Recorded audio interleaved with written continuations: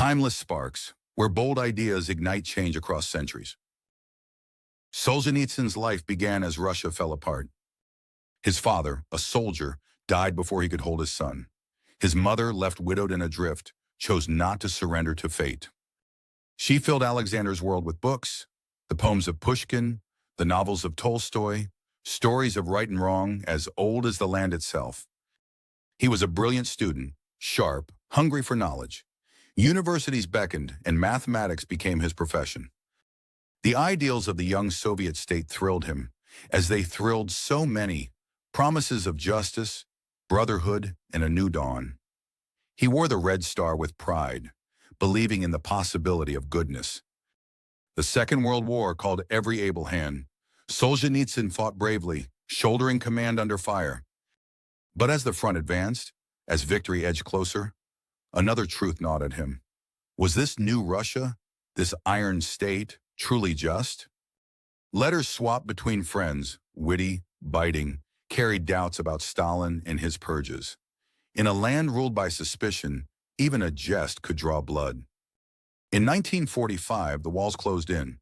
His letters were intercepted. The verdict? Anti-Soviet agitation. 8 years in the Gulag. The Gulag was a world built on suffering and fear, a scar running across the vastness of Russia. Days melted into years. Endless labor, starvation, casual brutality. Hope seemed a brittle thing, easily crushed. But where others slipped into despair, Solzhenitsyn began a silent rebellion. A rebellion of memory. He stored entire chapters and poems in his mind, weaving thousands of lines by heart. Words became his secret armor.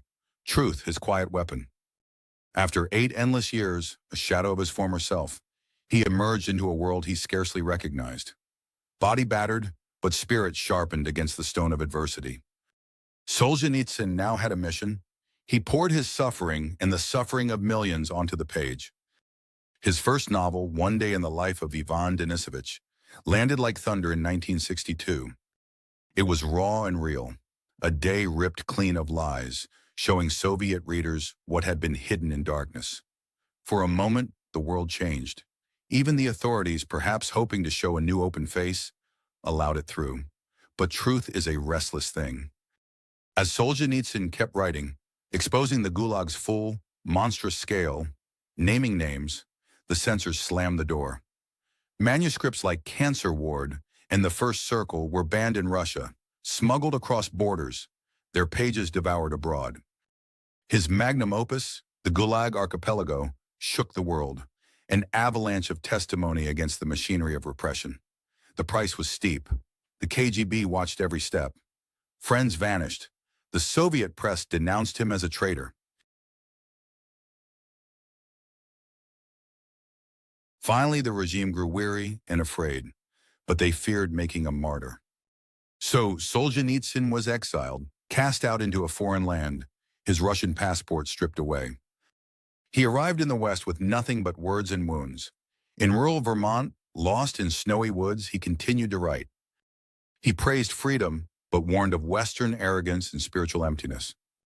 For 2 decades, he lived between worlds, a Russian without Russia, a prophet whose truths unsettled all sides. At last, change swept the land again. The Soviet Union crumbled beneath the weight of its own secrets. Solzhenitsyn returned home, wary, grave, but hopeful. Russia, he insisted, needed not just new leaders, but a new spirit, a reckoning with its past and a path to dignity. Until his passing in 2008, he remained a conscience for his country and a warning to the world. Solzhenitsyn taught us that the smallest truth can shake empires, that even in the darkest cell, a voice can carry through the walls if only it is courageous enough to speak. Against tyranny, words become resistance. Memory becomes defiance. This is Timeless Sparks. Subscribe for more stories of those who ignite change, not with power, but with truth. Because history, in the end, belongs to those who dare to remember.